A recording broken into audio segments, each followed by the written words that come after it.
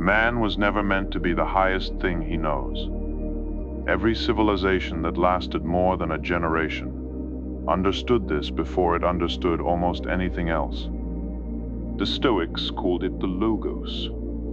Heraclitus used the word first, 6 centuries before Christ, describing a rational order woven through the universe, something a man discovers rather than authors.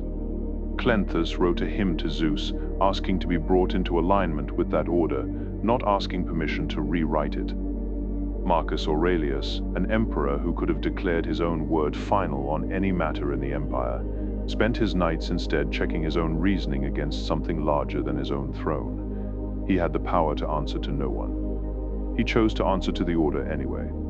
Catholic tradition builds the same architecture with a different name on the keystone. God, natural law, the good that exists whether or not a man consents to it. Aquinas didn't claim to invent morality. He argued a man discovers it, the way a mathematician discovers a proof that was already true before anyone had written it down. The order doesn't wait for man's approval to be real. Different names, same claim, standing in both traditions. There is an order above man. His task is to align himself with it, not to replace it with his own preferences. Modern man has been handed the opposite instruction, and he's been handed it so often it no longer sounds strange. Self-actualization, become your own highest authority. Live your truth, as if truth was something that could be owned rather than something a man is measured against. It sounds like liberation. In practice, it produces something closer to drift. A man with nothing above him has nothing left to measure himself against except his own moods. And moods make terrible judges. They rule in his favor when he's tired. They forgive him exactly when he wants forgiving. A court with only one member sitting on the bench will always acquit the defendant, no matter what he did the night before. This is the part self-actualization never mentions. A standard that bends to fit whoever is holding it was never a standard. It's a mirror wearing the costume of one.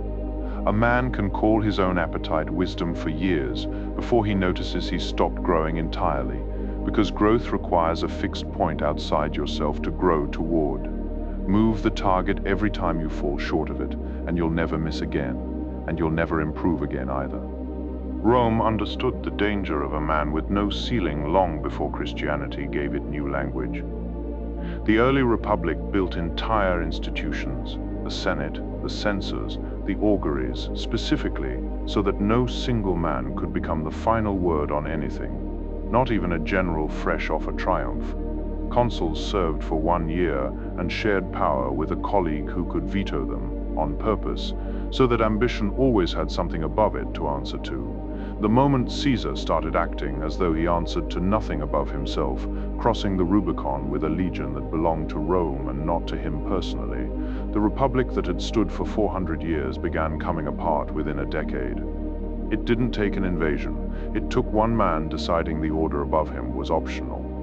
Absolute authority over yourself, with nothing higher to answer to, is not a discovery of the modern age.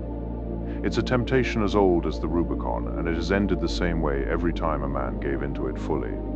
A house needs a foundation lower than itself in order to stand at all. Nobody studies a Roman aqueduct and calls its foundation weak because it sits buried beneath the arches everyone admires. The Pont du Gard still stands after 2,000 years, not because the visible arches are impressive, though they are, but because everything beneath the waterline was set deeper and more carefully than anything above it. The part no one sees is the part holding up the part everyone photographs. Submission works the same way in a man's life. It isn't the opposite of strength.